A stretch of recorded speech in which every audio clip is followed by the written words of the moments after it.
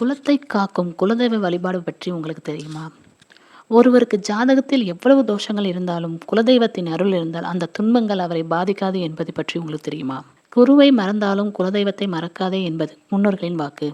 எத்தனையோ புண்ணிய தலங்களுக்கு சென்று பல தெய்வங்களை வழிபட்டாலும் பரம்பரையை காக்கும் குலதெய்வ வழிபாடு எல்லாவற்றிலும் முதன்மையானது. குலதெய்வம் என்பது குலத்தை, அதாவது பரம்பரையை காக்கும் தெய்வமாகும். முன்னோர்கள் தலைமுறை தலைமுறையாக வழிபட்டு வந்த தெய்வம் இது. பெற்ற தாயை போன்றது. பிள்ளைகள் கேட்காவிட்டாலும் என்ன தேவை என்பதை அறிந்து அவர்களின் கஷ்டத்தை தீர்த்து வைக்கும் சக்தி குலதெய்வத்துக்கு மட்டுமே உண்டு. எனவே எந்த காரியம் செய்தாலும் முதலில் குலதெய்வ வழிபாட்டை செய்ய வேண்டும். ஒருவரது குலம் ஆள் போல் தலைத்து அருகு போல் வேரூன்ற வேண்டுமானால் குலதெய்வ வழிபாடு மிக மிக முக்கியம். வேரின்றி மரங்கள் செழிப்பதில்லை, அதுபோல குலதெய்வ வழிபாடின்றி வாழ்வில் சிறப்பதில்லை. குலதெய்வ சன்னதியில் நின்று வழிபடும் போது முன்னோர்களின் ஆசை நமக்கு கிடைக்கும். ஏனென்றால் முன்னோர்களும் அதே குலதெய்வத்தின் சன்னதியில் தான் வழிபட்டிருப்பார்கள்.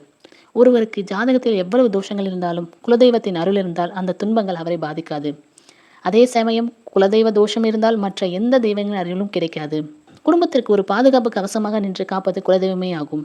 வீட்டில் எந்த ஒரு சுபகாரியத்தை தொடங்குவதற்கு முன்பும் குலதெய்வத்தை மனதார வழங்கினால் தடைகள் அனைத்தும் நீங்கி வெற்றி உண்டாகும்.